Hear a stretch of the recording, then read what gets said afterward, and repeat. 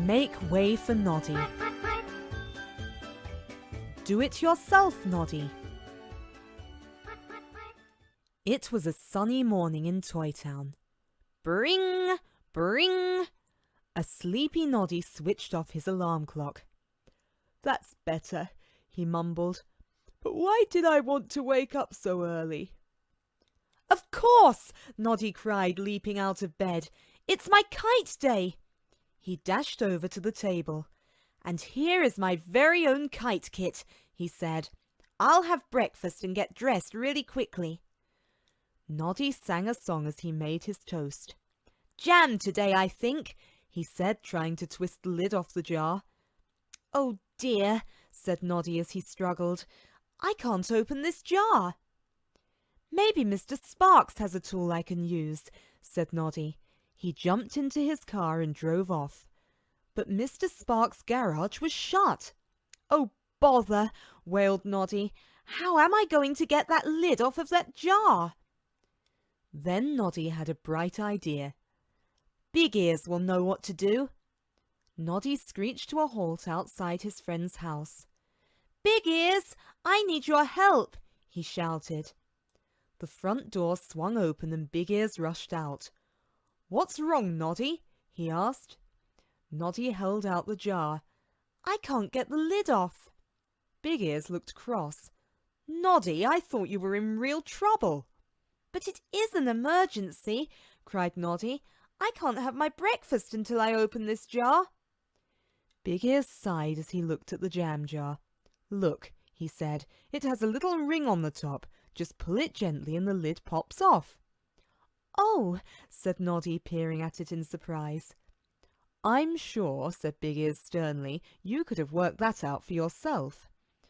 "Oh, but you're much more clever than I am, Big Ears," laughed Noddy. "I'd much rather you did it." He started his car. "Thanks, Big Ears." When Noddy arrived home, he raced upstairs to get dressed. He soon had all his clothes on. But there was a problem.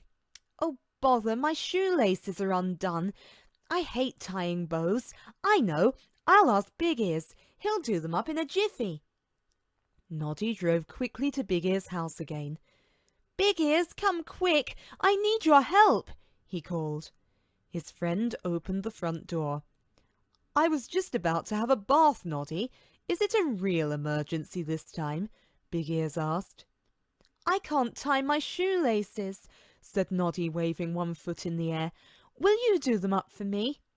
"Oh, Noddy, did you even try to do it yourself?" asked Big Ears. "Well, no," said Noddy. "It's much easier for you to do it." "Easier?" cried Big Ears as he tied Noddy's laces. "What rubbish! Think of the time you waste driving across town every time you need some help. You're a clever boy. You can do these things for yourself." But Noddy wasn't listening. He wanted to make his kite. Noddy jumped back into his car. "You're so good at solving my problems, Big Ears," he said. "I don't know what I'd do without you." Big Ears shook his head. "That boy needs to think for himself." Then Big Ears grinned. He had a plan. "At last, I'm ready to make my kite," said Noddy, spreading out all the things on his table. "Paper, sticks, string. But it's just too difficult. I don't know where to start." He bundled everything into the box and ran to the door. Big Ears would know what to do. "Pop, pop, pop, pop." Noddy beeped his horn outside Big Ears' house. But this time there was no answer. "That's odd," he murmured. "Where is Big Ears?" Then he spotted a note pinned to the front door. "To anyone who knocks, I shall be gone all day. See you this evening. Big Ears." "Oh no!" cried Noddy. "Now I can't fly my kite today. I need Big Ears to put it together for me." Just then Noddy saw a funny little man walking towards Big Ears' house. "My name is Mr. Sham," said the man. "Forgive me for bothering you, but I really need some help." Noddy looked at him. "Oh, so do I," he said. Mr. Sham held out a box. "I noticed you had a kit rather like mine," he said. "Mine's a kite. What's yours?" Noddy asked politely.